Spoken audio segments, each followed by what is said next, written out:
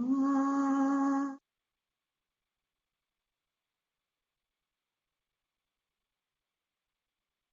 सदाशिवसमारम्भाम् शङ्कराचार्यमध्यमाम् अस्मदाचार्यपर्यन्ताम् वन्दे परम्पराम्।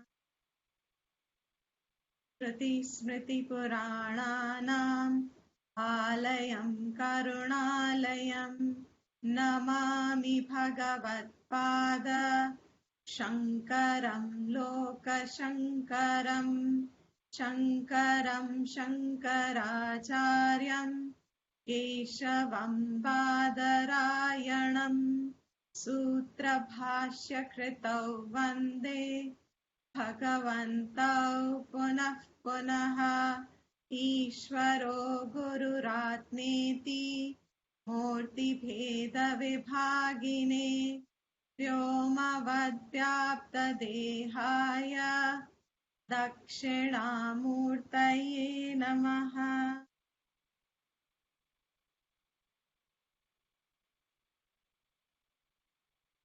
Welcome everyone. Continue with the 34th verse, chapter 4.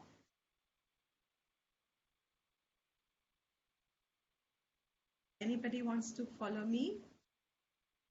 Just one person. Can I do Dipti? That? Niru, yeah. Definitely. Niru. You can just do it on your own. You don't have to follow me. So No. I'll follow you. तद्विद्धि प्रणिपातेन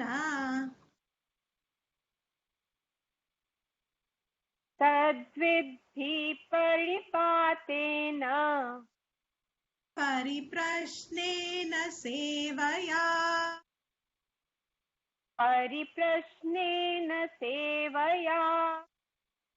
उपदेक्ष्यन्ति ते ज्ञानम्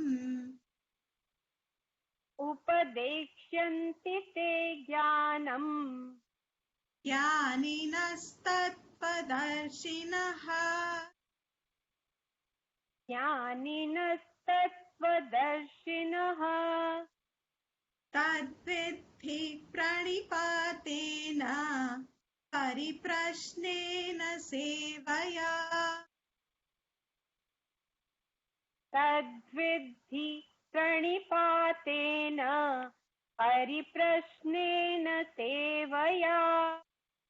उपदेक्ष्यन्ति ते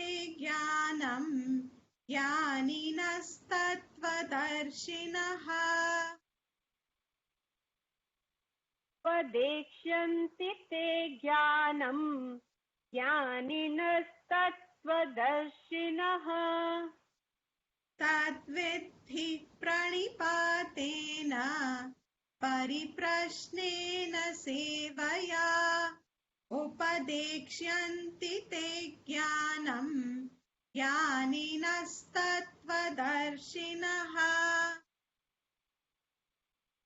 तद्विद्धि प्रणिपातेन परिप्रश्नेन सेवया उपदेक्ष्यन्ति ते ज्ञानम् ज्ञानिनस्तत्त्वदर्शिनः. What we are seeing here is a continuity from the previous verses where Krishna has given out all the means, the practices, the sadhanas that one incorporates if one wants to pursue the Jnana Yoga sadhanas. So for Jnana Marg, which means the Nivritti Marg, which is actually nothing but establishing only in Atma Anatma Viveka and adopting a lifestyle which allows the mind to remain in the sustained thought process. I will repeat myself here. The difference between a Karma Marg and a Gyan Marg is very distinct. It is as distinct as black and white is what Shastra teaches us. And in particular, the emphasis is made by Shankara that the path of pravritti and the path of nivritti are two distinct paths. They cannot be combined together. Whereas karma marg can be modified to make it into a karma yoga marg, which is mandatory as a prerequisite for jnana marg. Unless and until a person has certain attitudes developed in oneself, and the basic essential attitudes is of allowing the reduction of one's own ahankara, the vision of one's importance, the vision of one's individuality. Unless and until this gets diminished in the perception of totality will not establish in the person. This is common sense. In other words, wherever there is a lot of egoism talking in us, I, me, my point of view, मेरा तरीका, मेरा नजरिया, मेरी सोच, मेरी इच्छा, मेरे लोग, मेरा परिवार, मेरे दोस्त, मेरा काम, मेरा घर, wherever there is so much of मैं and मेरा, but natural, this will become an obstruction in the establishment of the vision that there is only one. That one is Advait, that one is in the Saguna aspect, you can call it Ishwar along with the gunas. In its Nirguna aspect, it is Brahman. That Brahman is your essential nature, and recognizing that is the Jnana Marg. So, to establish in Jnana Marg, there is a certain prerequisite quietude of the mind which is mandatory. This quietude of the mind is achieved through Karam Yoga, which means a person who has converted his actions into worship. This is the simplest way of understanding Karam Yoga.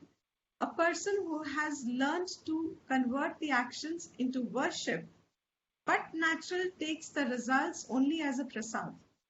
So Arpan Buddhi, Prasada Buddhi, along with making sure that the field of activity is your dharmic activity, a dharmic field.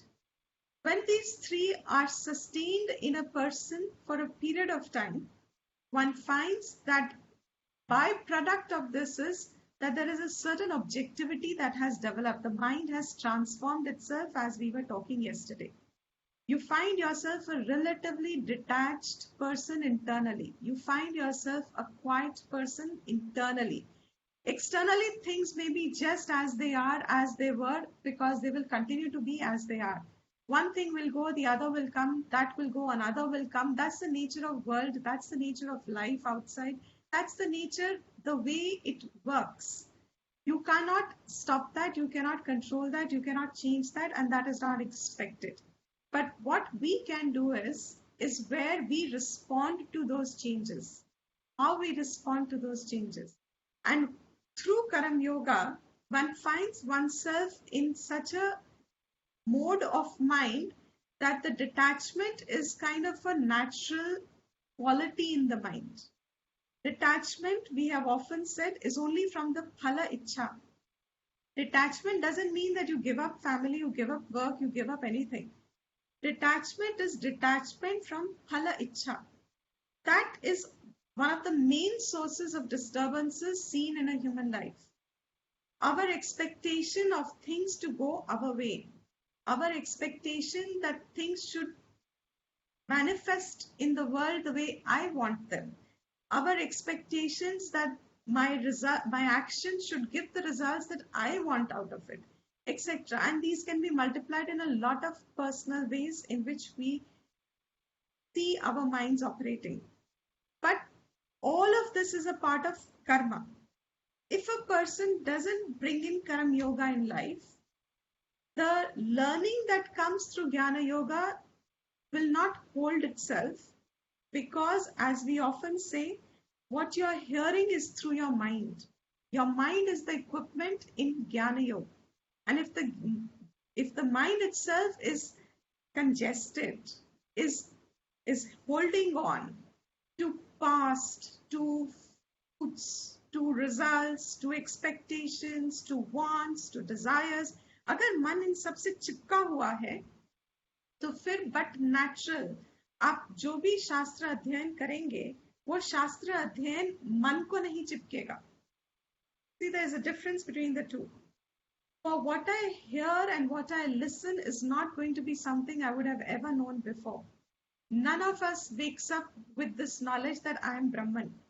We all wake up with the knowledge that I am the individual. This individual is always a wanting person. This individual is always a feeling himself a diminished person. The individuality is never feeling complete. To complete this individuality is where all the actions are stemming forth. All the desires need to be fulfilled.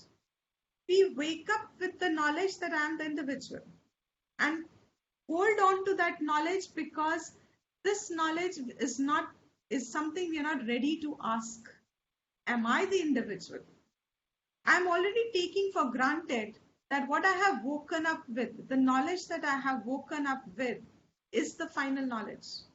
What have I woken up with? I've woken up with a sense of individuality. Ask ourselves one question.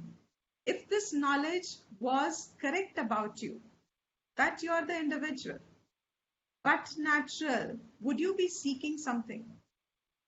No. Why? Because it would have been the truth about you. What is the truth about you? You will not want to resist. You will not want to modify. You will not want to change. You will not be feeling insufficient inside. You will not be feeling a lack inside, etc. If this knowledge was correct about you, that you are the individual, then the praman is that the mind would be the most happiest, peaceful, cheerful, abiding in its own knowledge, feeling a sense of fullness. But this is not, the two don't go together. Me, the individual, and me, the full, are not two things that move together. Therefore, to establish me, the full, me, the paripurna, as knowledge says, the preceding element of it must be that the mind must hold a certain sense of objectivity and detachment from the results. Means, दुनिया में जो होता है, जैसा होता है, जिस तरीके से होता है, सब कुछ मेरे तरीका नहीं चलेगा, सब कुछ मेरे हाथ में नहीं है.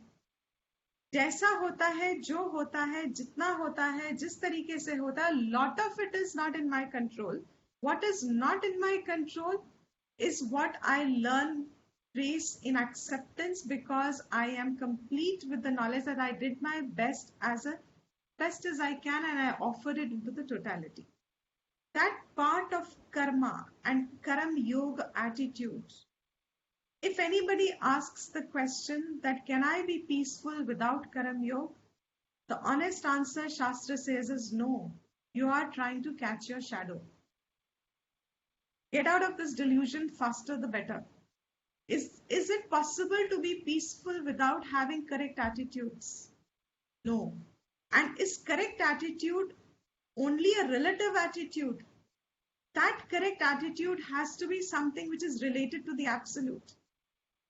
Only an attitude can be called correct which can result itself into the knowledge of the absolute, which will help in the knowledge of the absolute.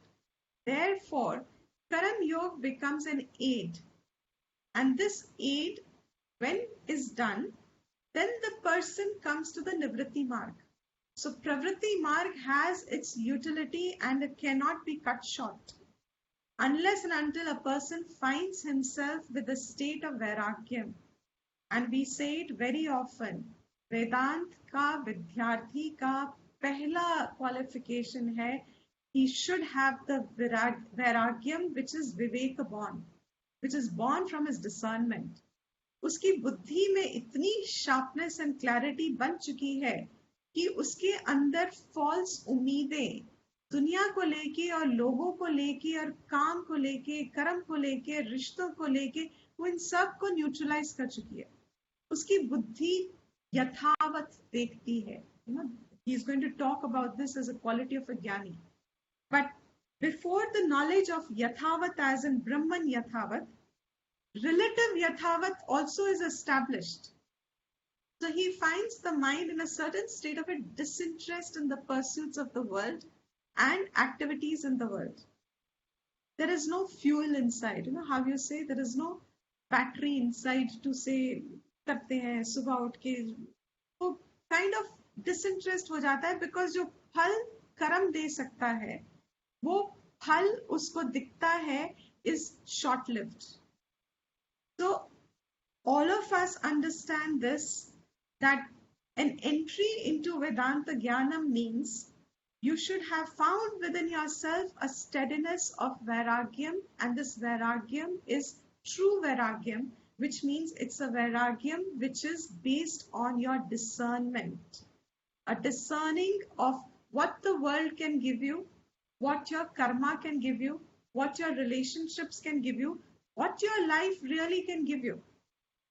Keeping this in mind, he said, once this Pravritti Marg Chhatra, means person, student, has moved into seeking knowledge, he comes to Jnana Marg.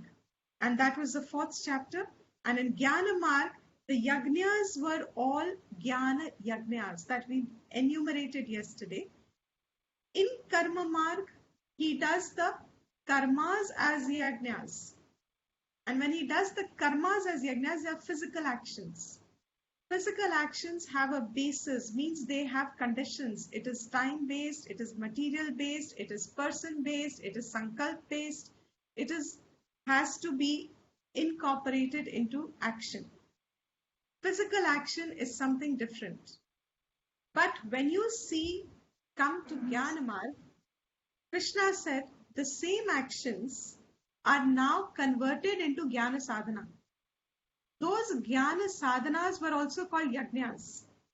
But the important point about this Yajna is they differ from Karma Yajna in the sense that they are now free of the time. Muhurat nahi chahiye Jnana Yajna ke liye. Space means auspicious place. You don't need to do all that. You don't need a proper methodology also, like a karma would be dependent upon. Jnana sadhanas were independent of all conditions. But what is it only dependent upon? It is dependent upon how the individual will discern the perception of Atma from Anatma. For example, Karam mein, when you put in the fire, you put oblations. You see the oblations going into fire, and this fire engulfs it. In Jnana Marg, you have different yajnas where one of them, say, supposing is you allow the perceptions to fall into your indriya. And the fire is your indriya. The object that you are seeing and hearing is that ahuti that you have put inside. That ahuti being put in, you see the whole thing as a physical action. And who illumines it? Just as Yajna Shala of a karma is based on the kunda, Havan Kund. It has an adhishthan, it has an adhar. In the same way, this yajna going on between object and perception, what is the adhishthan? What is the adhar of it? Slowly, when a person starts focusing on the adhar, he begins to see that the entire play of perception, subject and object, division may, whatever is happening as interaction, all of it is just simply happening in that adhishthan, which is you, and this you itself is not the individual. That exclusive thinking of Atma and Anatma is what he called as Jnana Yajna. And he said is the superior most above all other yajnas. So we have a whole platter of sadhanas. This is again one of the other uniqueness of Hindu culture. You don't have restriction in your practices. To each one, there is a freedom to convert your daily life into your worship. You can use your own modules, you can use your own material to convert it as long as you're converting them. For this, he said, Jnana Yajna being the highest in the platter. Why? Because it is the only direct means for moksha. While all the others will make you qualify for Jnana Yajna. Jnana Yajna is the yoga which will take you directly, means which will result, and quote unquote words, which itself actually Jnana Yajna itself is what becomes Jnanam. And Jnanam is moksha. Why is it also said to be superior? Because he says in this particular yajna, Jnana Yajna, all the phal of all the previous yajnas, means द्रव्य यज्ञ का अपना फल है, तपो यज्ञ का अपना फल है, इंद्रिय यज्ञ का अपना फल है, क्षमा का अपना फल है, दमा का अपना. In Jnana Yajna, all the phals are already added to it, which means you don't have individual practices for them. Jnana Yajna being superior most, all the phal gets added in the Jnana Yajna, means you're not denied anything, you're not deprived anything, everything gets added to it. That being so, the question had come, how do you gain that knowledge? How do I make myself established? Once I have found myself with adequate vairagyam, which means I am ready to move on the path of nivritti. On the path of nivritti, how should I conduct the life? And that, he said, is the 34th verse, where he had said, Tat Vidhi, to gain that knowledge, there will be the threefold things that you would be adopting in your life. Just as for any other knowledge, you would need a teacher, so too for Atma Vidya, you would need a teacher. A teacher is an English word which in Sanskrit has lot of stages. Teacher is one word. Hum physics ka teacher, English ka teacher, Atma Vidya ka teacher. It will apply to all subjects. Teacher is one. But in Shastra, in Vedas, you have categories. You have a Adhyapak. You have a Upadhyay. You have a Upadhyay / Pandit. You have a Acharya. You have a Guru. You have these specific names for each function, I would call it broadly.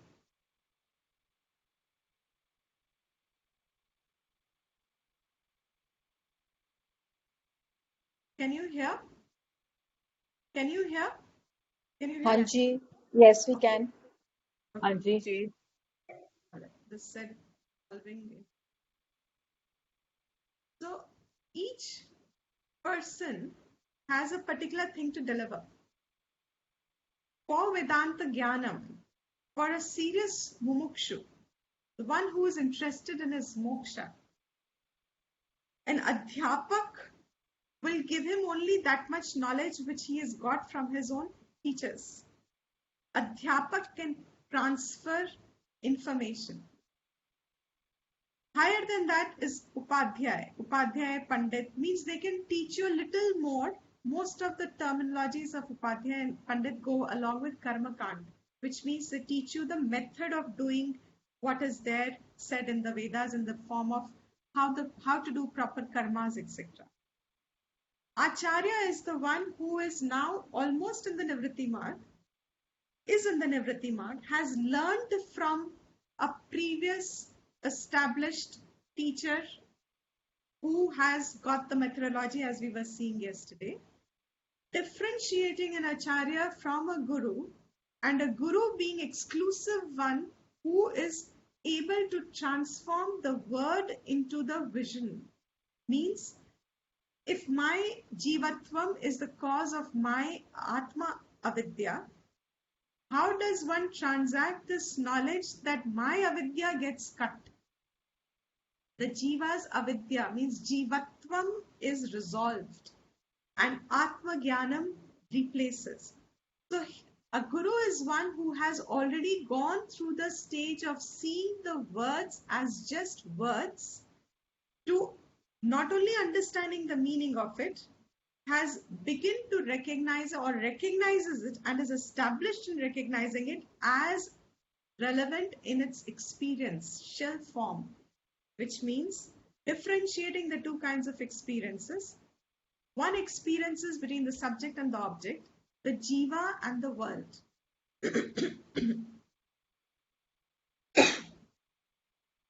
What is there between the jiva and the world is also we call as a normal experience. What we are having now is an experience. Yeah, your ears are hearing, my ears are hearing. So there is an interaction between the world and yourself. This is one level of experience. This experience is not what Vedanta addresses.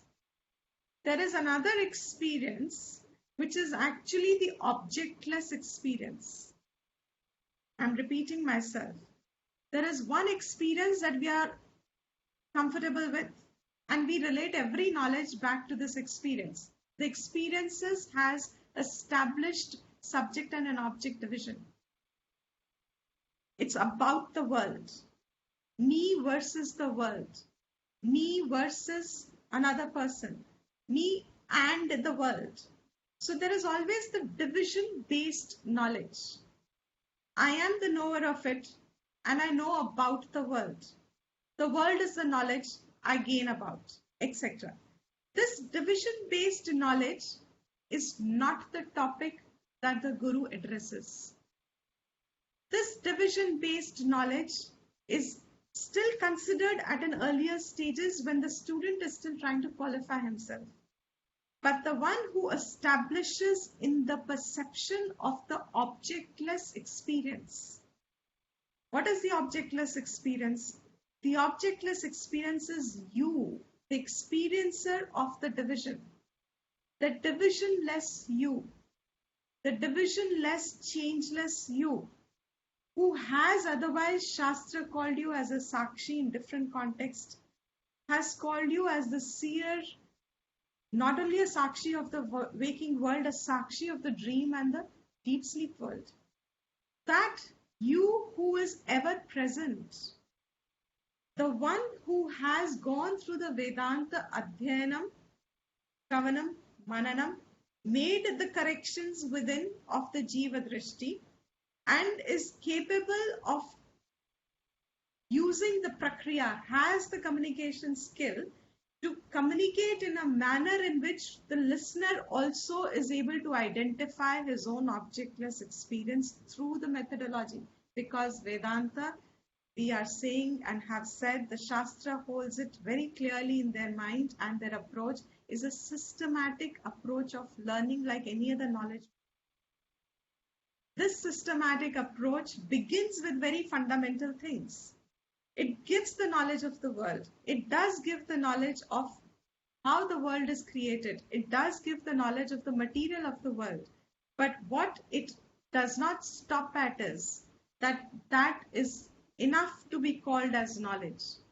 What it continues to say is, having given the whole knowledge of the world and your body, what you're made up of, the tattvas, all details are given over there, but only to convey that they're all anatma.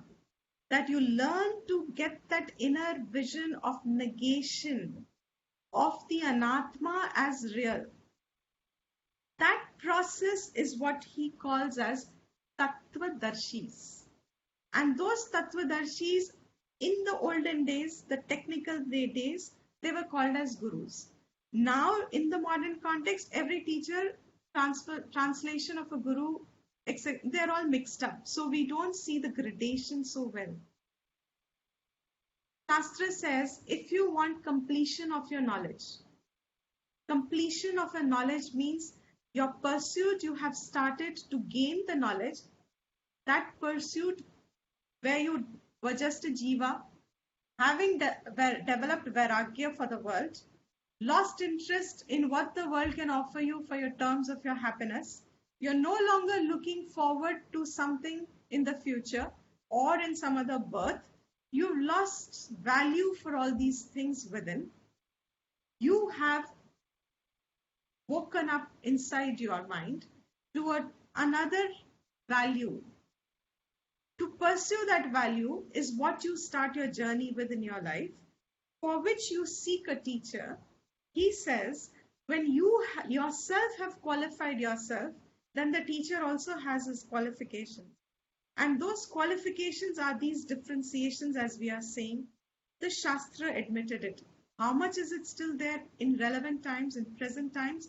The process is earned. Let's put it this way. It's earned by our own selves. The grace is earned. That there is the word Atma, Anatma, Viveka converts into a vichara in myself. Means the Shravanam that I have becomes Mananam. And the Mananam is so strong that it has the capacity to make my Jivatva corrections. As they keep erupting, the Mananam has been strong that those corrections keep happening in the light of knowledge. He said, when you approach such a Tattvadarshi, that Tattvadarshi one who has this, a guru who has the capacity to convey the Jnanam, they will teach you. Upadekshyanti. They will teach you. How?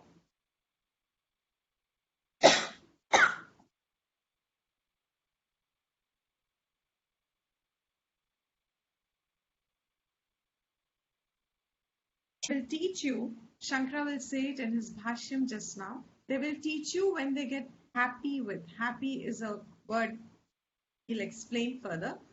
When he becomes Tripta, seeing that the student is a qualified student. And how does he see that the student is qualified who has approached him for knowledge? By pranipatena, pariprashnena and sevaya. So these two lines are very beautifully connected. The teacher knows how much will the student absorb, and will the process of knowledge complete itself in student's life. The teacher is not happy that he has found a etc. The teacher will be happy when he sees that that Vedantic knowledge which has given freedom to the teacher is going to have a result in the student's life also or not. This he gets to see when these three are seen in a student. So what are the three? He says pranipatena, we said yesterday, that the capacity to, the minute you recognize, like I said, Vivekananda had put it in a very beautiful way, when there is fire in your system, you will not bother to see is you're following a protocol, you're following, you have a grace in your walk. Every non-essential goes out of the window. Forget that. At this point in our society, when the virus has grown enough to push us inside our doors, how many things have we reduced ourselves to? Has it not come down to living with our own minimums and happily comfortable with it? We received a survey very recently. The management students who are aspiring to be management students, they are taking, because everything has to go online now, they are taking a survey.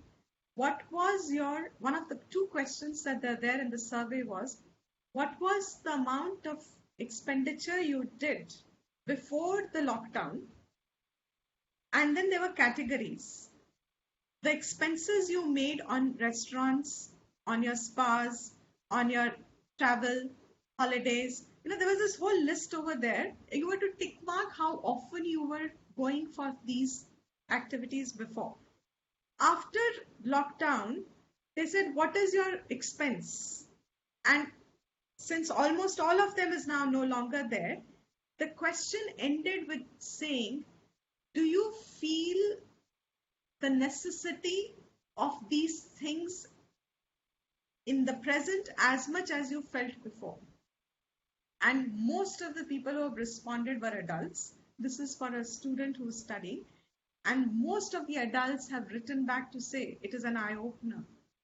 We didn't recognize how much of a non-essential living we indulge in. So what does the Jnana Marg do? It has brought Jnanamarg was adopted by people voluntarily.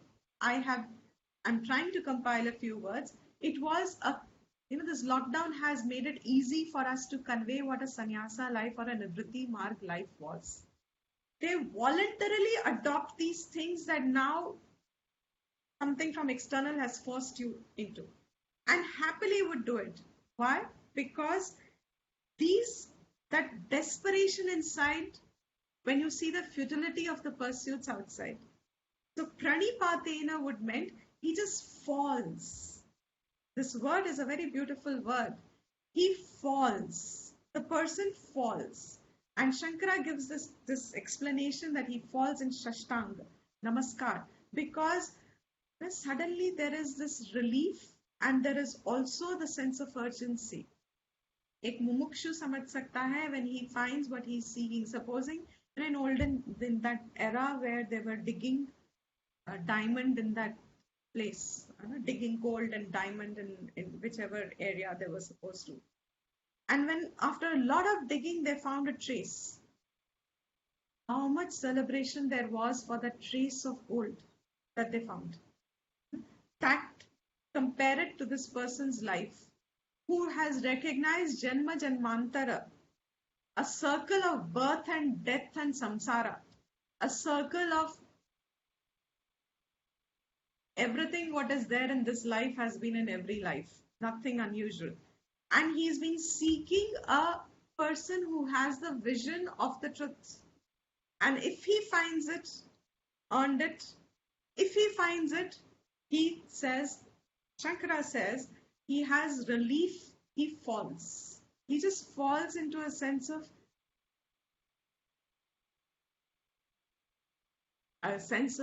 gratitude. He just falls in a sense of thankfulness, because he begins to see. Sorry, excuse me for a moment. I'll just come back. 1 second.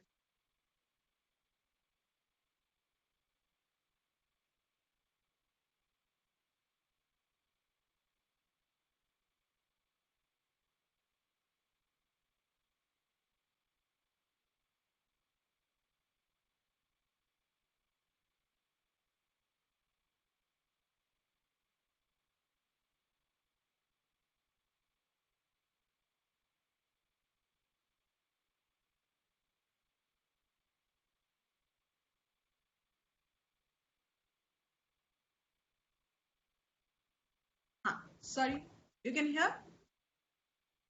Anji. Okay, great. So the person begins to recognize the value of what the search meant.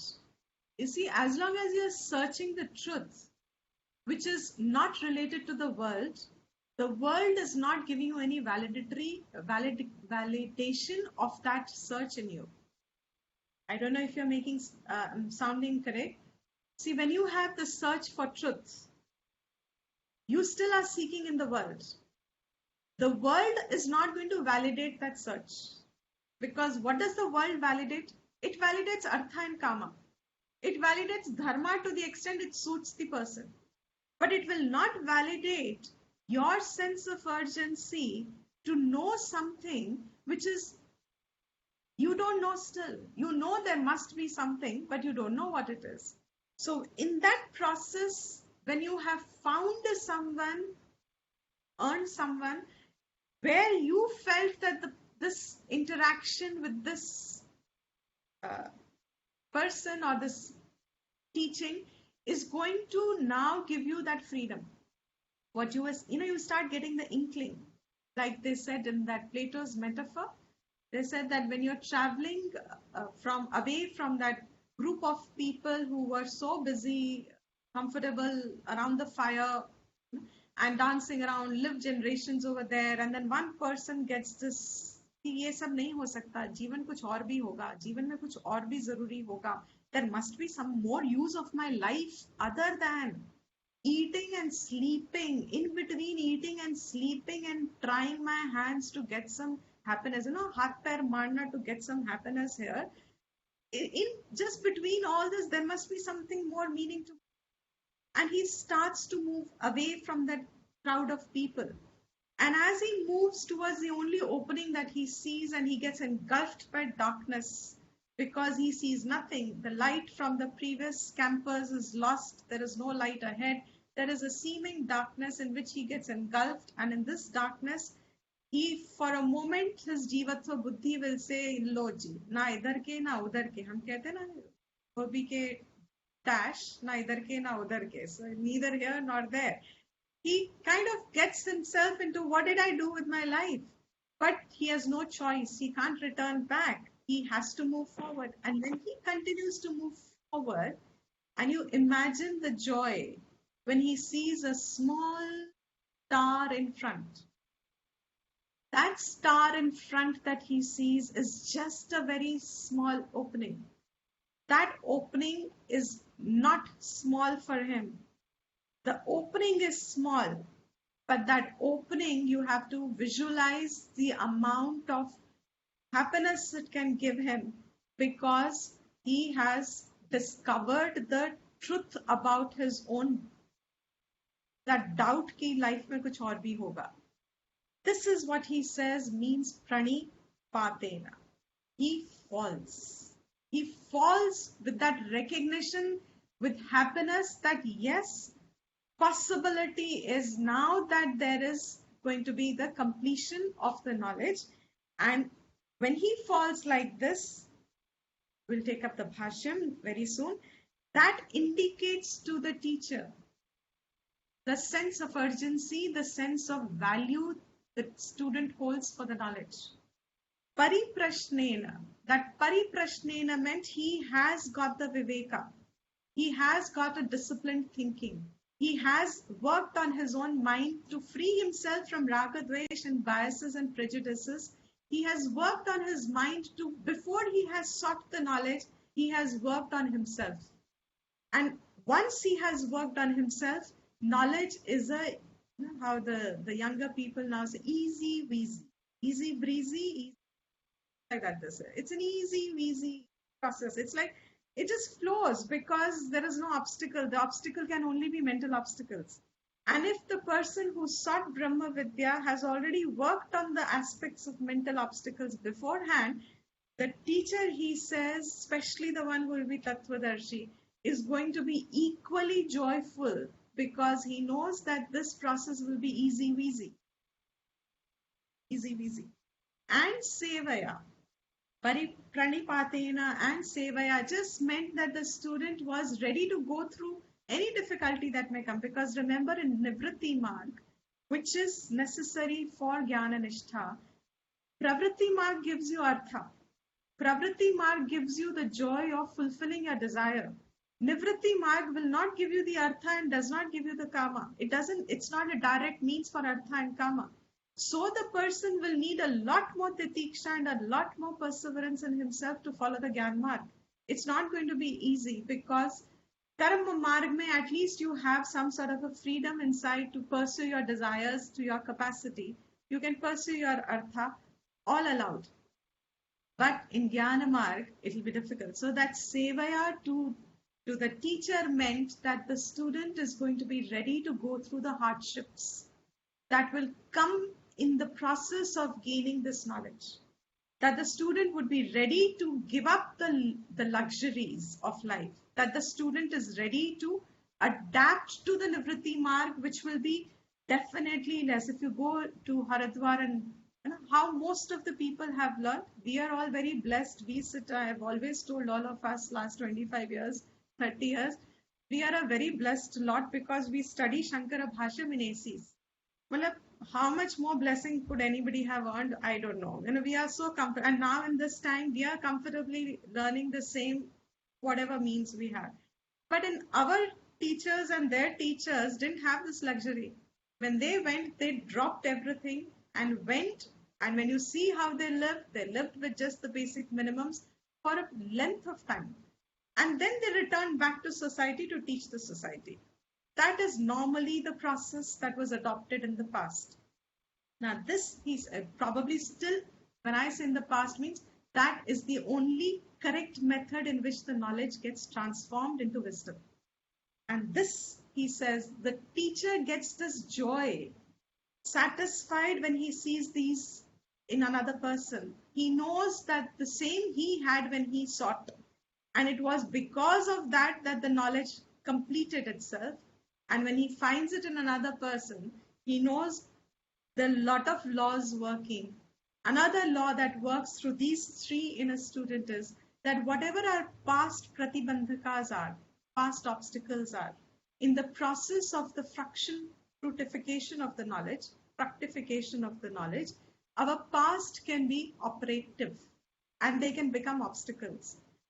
Through Sevaya, it was one of the finest ways in which the karmas were neutralized.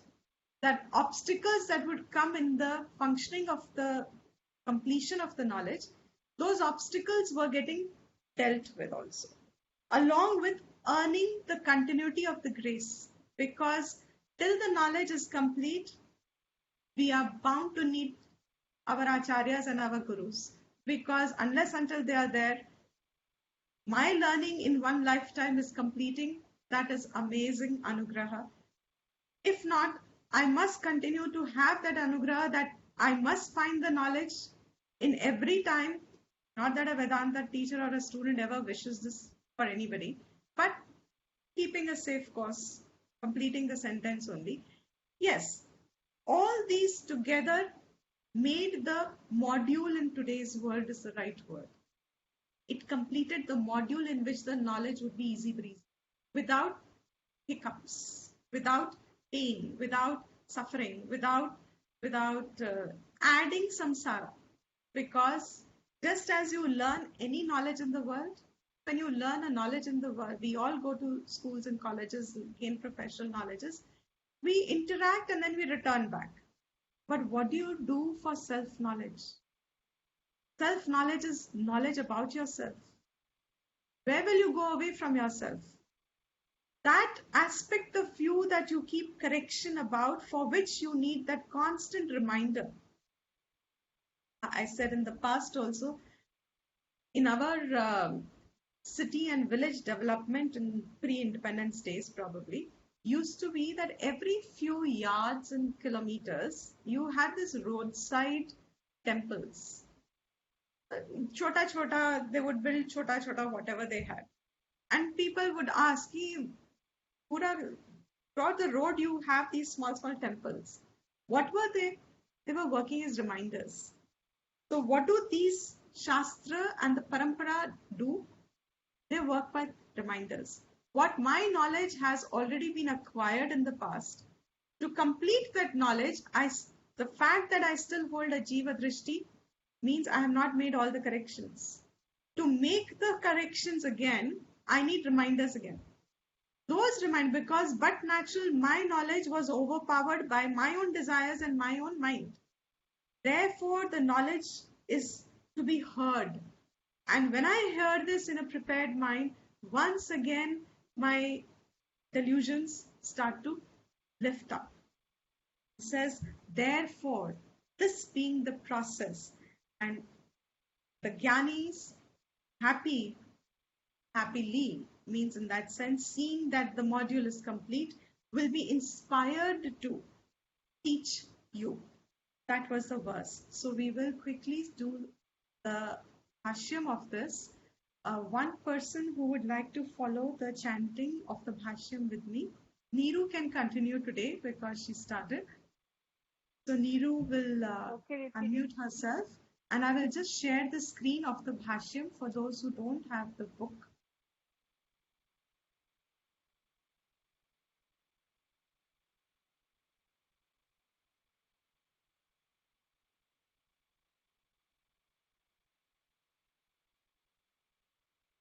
Can you see the bhashyam?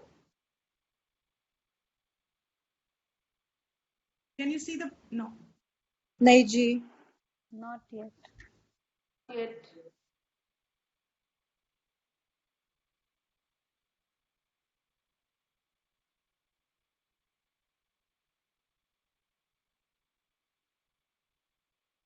Now you can see? Yes. नहीं. Yes. अच्छा. Yes. Yes, yes, yes. Yes. Okay, so we'll start with 34.0. which is the introduction to the Bhashyam. Now, for those who are not familiar with this, point 0 always means the connection of thought flow with the previous verse that Shankara is giving. And point 1 would mean the first paragraph. There could be more paragraphs, point 2, point 3. This, the teacher of this book has done. This is a Ramakrishna Mission publication. We are not so much following the English translation. We are using it because this gives us the breakup of the Sandhi. So it becomes easier for those who are not very familiar with Sanskrit to follow this. So this is the thought flow connecting with the previous verse. You can see my mouse also Yes. when I move. Okay. So we'll take this up. So Niru, is your video on? Yes, yes, Dipti. Just repeat after me. Tat etat Tat etat vishishtam jnanam vishishtam jnanam tarhi kena prapyate iti tarhi kena prapyate iti uchyate. uchyate. So as we will see, what I have just said in the class in a general way, without the help of this, was actually based from here. So I have not said anything out of my own. I just summarized what was said in the Bhashyam in a language which is non-Sanskrit. So tat etat. So what does that means? Tat etat. Because it's referring to the previous verse. As I said, the previous verse talks of saying Jnana Yajna is the highest amongst all Yajnas. This is that, tat. How? This Jnanam, Vishishta, specific knowledge, this superior knowledge, this highest knowledge, Atma Jnanam. Tarhi kena prapyate. Tarhi. Then how does one get that? Kena. How? Kaise? Prapyate. Will one get this superior, highest knowledge, which is the highest yajna? Answer is uchyate. That answer is this verse. So we won't repeat the verse. We've already done it. We'll move to the Bhashyam. Tat vidhi Tad vidhi vijanihi. vijanihi. So it will become tat vidhi vijanihi. Tat vidhi vijanihi. Yena vidhina prapyate iti. Yena vidhina prapyate iti. So for all of you again who are not very familiar with the method of the Bhashyam, Shankara has given each word here the meaning in the Bhashyam. So if you see this verse, the main verse of the Gita is called Moolam. So if you see Tat Vidhi is the word in the Moolam. The same word will be Tat Vidhi. Now what does Tat Vidhi mean? So when we did the classes, for those who were attending, we used to say, underline this word in your book, which means this is the Moolam word. So Tat Vidhi here is here. And what does it mean? Is equal to Vijanihi. Vijanihi means may you know. Vidhi is all that he gives the meaning of. Meaning of Vidhi is Vijanihi. Vidhi means know. And know, Tat Vidhi. So Shankara says, may you know. What? Yena vidhina prapyate iti. Yena means by which method, vidhina, with which method should you get this knowledge? Yena vidhina prapyate iti. There is a lot of scholarly debate on the word yena. Some people say it should be kena instead of yena. Doesn't matter. The meaning is kena would mean with what method. Means what is that prakriya? What is that methodology that the teachers would adopt so that your vision of you being the Atma gets completed? What is that method? Then he says, Acharyan abhigamya. Acharyan abhigamya. Pranipatena. प्रणिपातेन प्रकर्षेण नीचैः प्रकर्षेण नीचैः पतनं प्रणिपातः पतनं प्रणिपातः दीर्घनमस्कारः. दीर्घनमस्कारः. So what is that vidhi? He says, Acharyan abhigamya. Go to an acharya. Go close to an abhi means approach an acharya. So approach an acharya. Remember I said there were these distinctions of the teachers. Acharya is the word which means the person has qualified himself to be herself to has learned from another acharya or a guru the method and the shastra and has himself been convinced of it and is knowing it, having the communication skills. There are so many qualifications to it. Going to such a person, then what? He says, see here, pranipatena is the moolam word, and here you find pranipatena. So pranipatena is what Shankara is now giving the meaning. What is that? So is equal to prakarshena nichaihi. Prakarshena means अच्छे से close and fall. Fall. Nichaihi. Niche. Niche. Patanam. Girna. In what manner? Pranipataha. As a namaskar. And what is that namaskar? He says dirgha namaskar. So all this is the explanation, and then it is Dirgha Namaskar, also called Shashtang Namaskar. Now what is a Shashtang Namaskar is also very unique to our culture. Many people are irritated by this. Firstly, the children have always asked their elders around, हम क्यों प्रणाम करें, हम क्यों, which was हमने भी यही पूछे थे, क्यों करें? Because in fact, you should not, unless you are very convinced that the other person has the vision कि तुम किसको नमस्कार कर रहे हो. You are never giving namaskar to the person. The receiver also understands the namaskar is given to the divinity within, to the Atman within, to the highest within. देने वाला उसको नमस्कार दे रहा है, उसको कर रहा है in the capsule of this. This is just an external shell. करने वाला भी समझता है कि I am not giving it to the individual here. I am not giving it to the one जो शरीर से बैठ के गुणों से जुड़ा हुआ है. I'm giving it to the one who is free of it, also sitting in the person, following it. So Dirgha Namaskar was Shashtang Namaskar.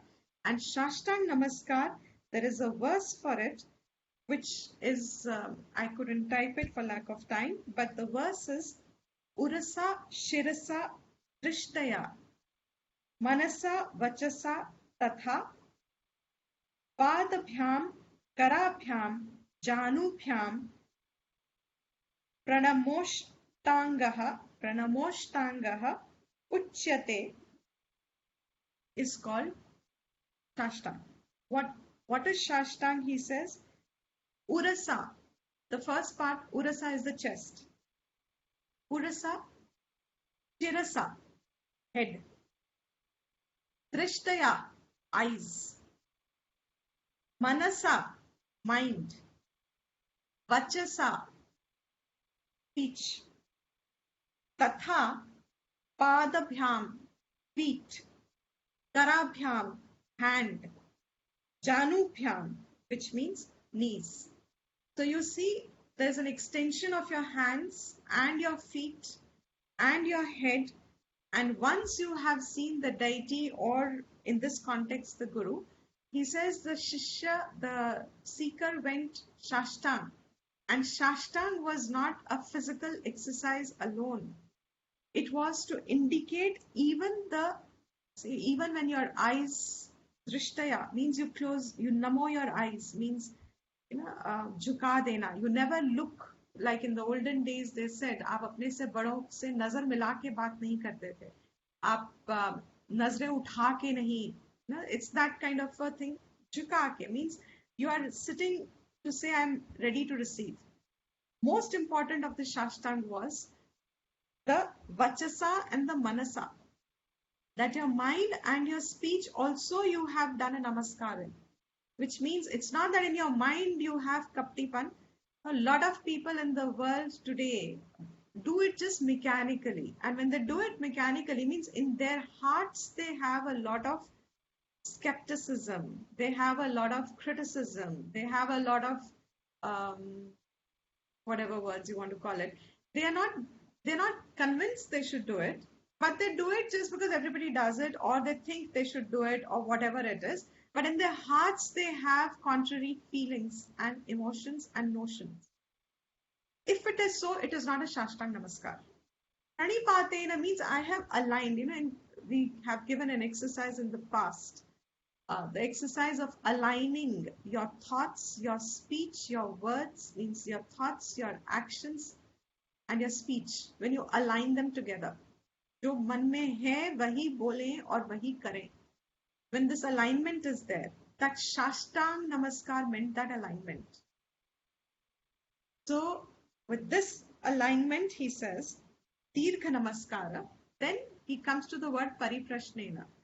My cop, what is the time? 12:05. Okay, we'll just take 5 more minutes.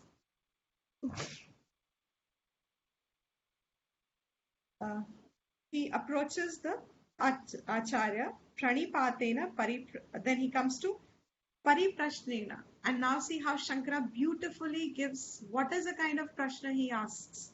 He says the questions are Tena, Tena, Kathan Bandhaha. Kathan Bandhaha, But because we are doing prose, we will keep the Anuswara. Katham Bandhaha, Katham Bandhaha, Katham Mokshaha, Katham Mokshaha, Ka Vidya, Ka Vidya, Ka Cha Avidya, Ka Cha Avidya, Ka Cha Avidya, Ka Cha Avidya, Iti Pariprashnena. Iti Pariprashnena. So you see the word Pariprashnena. Iti, whenever is used, it's saying it is a quote. You see the quotation mark here. So iti word always signifies a quotation. So Pariprashnena is what he's explaining. He says the questions that the student, having done Shashtanga Namaskar, he's not sitting in a blind mode.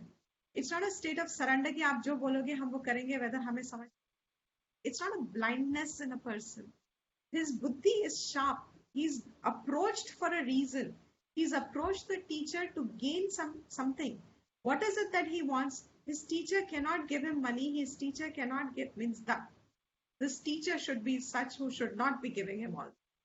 So he says he's approached the teacher for what? Katham bandhaha. What is bandhan? What is bondage? Katham mokshaha. Moksh किसे कहते हैं? Moksh क्या है? What is freedom? Ka vidya. What is knowledge? Ka cha avidya. And what is avidya? What is ignorance? Everybody thinks they have knowledge. All our childhood and adults, what have we sought? But today also we go on seeking. Lockdown has given us a lot of web courses, webinar courses. So we can learn painting, we can learn singing, so many things are going on. Means I'm gaining knowledge. So the student is saying he seems to have known these words before. He knows that he wants freedom. So he goes to the teacher asking specific questions. And that is why I have often said to everybody, if anybody takes Gita to be directly a source of only mental peace and management principles, then you are reducing the Gita. It's not that it's wrong. Nothing is, because when you seek the highest, all the lower is followed along with it. But you have amputated its validity. You have reduced it. Its real relevance is in giving you moksha. Gita Gyan is moksha Gyan. And moksha Gyan means you must know what is bondage, you must know what is freedom, what is ignorance, and what is vidya. Iti pariprashnena. We'll take 5 more minutes to finish this portion. Sevaya. Sevaya. Guru Shushrushaya. Guru Shushraya.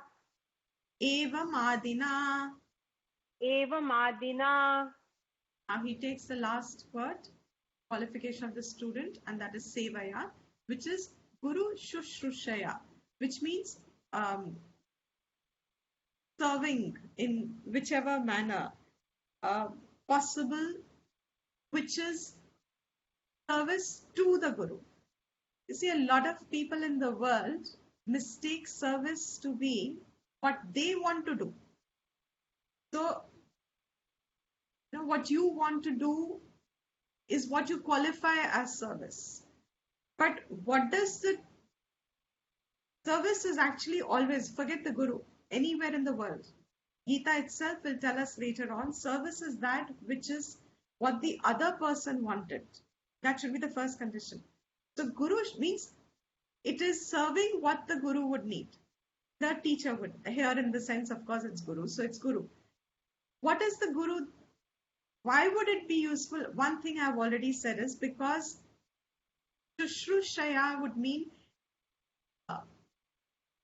I would see it now as, this tells the teacher that you're aligned to what the teacher is saying. You can never recognize what the other person needs till you've identified with the person. Why does a mother understand what the child needs even before the child is able to talk? The child can understand the mother understands what the child needs. By hit or child doesn't, but she's usually right. How? Because she's tuned to the child. In the same way, this Shushrushaya would mean, Sevaya would mean that the student has got tuned to the teacher. Only when there is a tuning is a Laukika word, means the student is receptive. When he is receptive, he will know what is, just as a teacher will know what the student needs, the student will also know what the teacher needs. This was what it meant by Sevaya. It was not a mechanical thing to just, or a mandatory thing. No, there's no rules in Vedic knowledge. There's nothing. You're completely free as the teacher is and as free as anybody else was. There is no condition put to knowledge. But through this, remember, we are on the process of seeing how does the knowledge complete itself. When this is there, the knowledge, but natural, will be absorbed faster. So he says, Guru Shushrushaya Eva Madina. In this manner, you approach Acharyan Abhigamya. You approach the teacher. Then he says, now what? Now he'll start with the second line.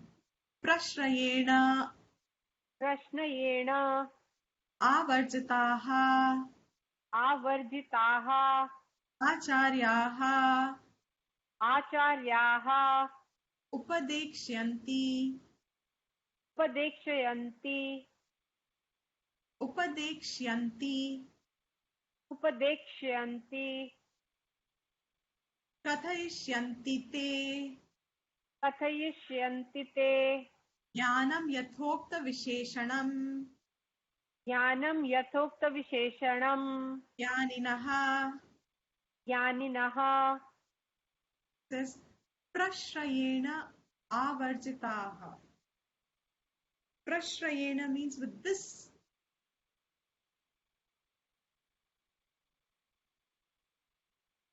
reverential is one word. Avarjitaha here means bent to, inclined to. Seeing the reverential attitude or the development of the student, the child, the person, seeing that the person is a qualified person to that an extent, loose terms, but to convey that the teacher has been satisfied that the student has worked on himself. Avarjitaha means now they get inclined to, they get inspired to. So it's, as said also in the past, knowledge is something which you cannot give. That's why it's very different from giving advices. Advices you can give, they are also not taken.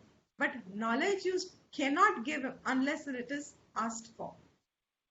This is also a rule that comes, maybe next class I'll speak about it. This is very essential because the teachers are given the rule that you cannot give this knowledge unless and until it is asked for. There's a verse, and even in the 18th chapter, before he concludes, Krishna gives this advice, this caution to the teachers: do not speak unless until it's asked for. So he says, avarjitaha, inspired by the fact that someone is asking for it, because anyway all teachers will wait, koi to puche, because this is not something that people want in life. So once they are happy about it, acharyaha upadekshanti. He's using a plural term. Means there will be people there who are absorbed with this knowledge, who have this perception, who have the clarity of vision, who have the skill of communication. Acharya upadekshanti kathaishyanti. They will teach you. Teach you means they will tell you. Kathaishyanti. They will tell you what this they means you. उन सबको जो approach करते हैं, ज्ञानम यथोक्त विशेषणम ज्ञानिनः. They will teach you that knowledge which these jnanis have, as is knowledge will be given specifically. They will happily, inspired, they will teach this knowledge to you. Jnanavantaha api. Jnanavantaha api. Kechit. Kechit. Yathavat. Yathavat. तत्वदर्शनशीलाः. तत्वदर्शनशीलाः. अपरे न. अपरे न. अतः. अतः. विशिनष्टि. विशिनष्टि. तत्वदर्शिनः इति. तत्वदर्शिनः इति. Now he's qualifying here two kinds of people, as I said before. There are acharyas, there are gurus. He says over here, Jnanavantaha api. Kechit. Some people are knowing. Yathavat. As is. What? Tattva darshana shilaha. They are the seers of the tattva. They are the holders within themselves. In other words, they steadily hold the knowledge in their own self. That is one category of people. Who are the other people? Teachers. He says, apare na. There are other, apare means other teachers. Na means they are not the ones who have this vision held in themselves, but they also are the ones who are teaching. Both of them, there are two such categories. Ataha, therefore, vishinashti here is specifically used to mean tattvadarshi iti. So Vishinashti word means Tattvadarshinaha iti. These are the two kinds of Tattvadarshis. Means ones who are already absorbed and ones who are absorbing is what I will put it as. Ones who have already stabilized the knowledge in their system, ones who are in the pursuit of stabilizing but are convinced about it, and therefore they also get qualified to teach. They are clear in the methodology, they are clear in the communication, but they are still also in the pursuit of establishing the knowledge. Ye samyak darshinaha. Ye samyak darshinaha. Taihi upadishtam. Taihi upadishtam. Jnanam. Jnanam. Karyakshamam bhavati. Karyakshamam bhavati. Na itarat iti. Na itarat iti. Bhagavataha matam. Bhagavataha matam. Now he says there are these two kinds of people. How beautiful is this recognition? Shankara is saying this. He says there are those who are still establishing and those that are established in the Tattva Gyan. Ye samyak darshinaha taihi. Those who are samyak darshis means what we are qualifying as the gurus, means who have absorbed and have the vision.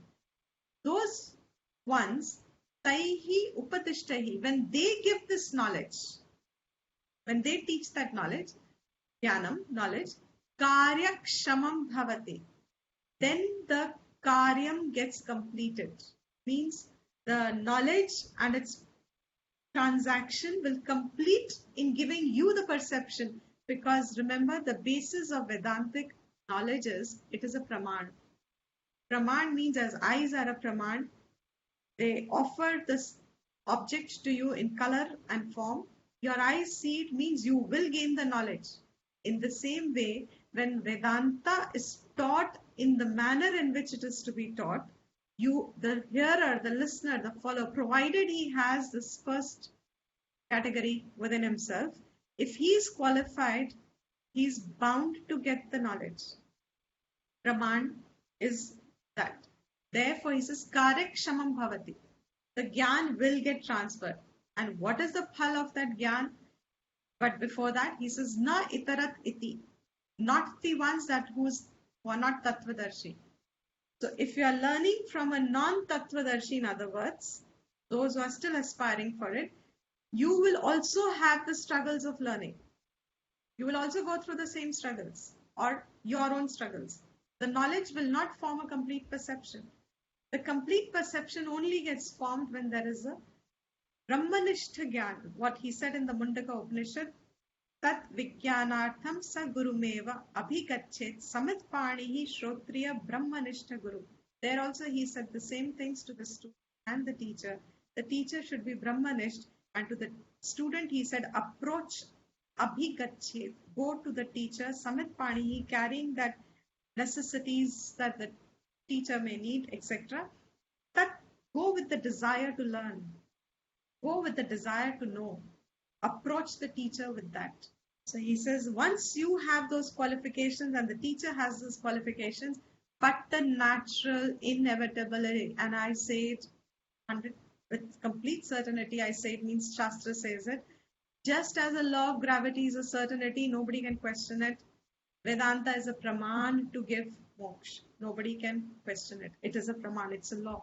Karya kshamam ho jata hai, means khatam ho jata hai. It results itself in what it is meant to. Na itarat, but not with the apare. Those who still are not, or this is Shastra, so it still qualifies up to Acharya, but in today's world we see Acharya tak bhi koi nahi aata hai. There are all teachers pre-baked. So it's in that sense over here said. Iti Bhagavataha matam. This is Bhagwan's matam. Bhagwan here is Krishna. Shankara says it is Krishna's matam, and Krishna's matam, Krishna himself has said in the beginning of the chapter, I am not giving anything out of my own. This is what has been set in Parampara from the very first verse of the 4th chapter. He had given the Guru Shishya Parampara that this is the knowledge that has been ever since the creation is, and he tells Arjuna, I am giving you that knowledge. And this Shankara says here, this is Bhagavata's.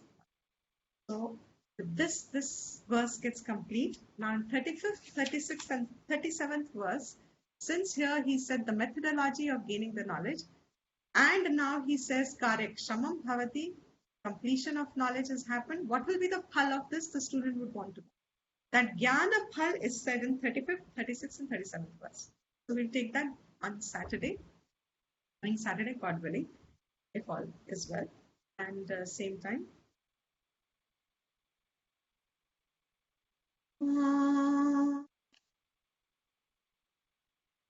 Purnamada Purnamidam Purnat Purnamudachyate Purnasya Purnamadaya Purnameva Bhavate.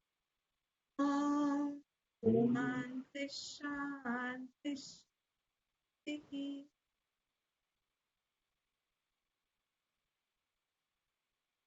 Everyone. Thank you. Thank you. Thank you, Deepti ji. Thank Thank you, you. Deepti ji. Thank you so Thank you much. very much. Thank you.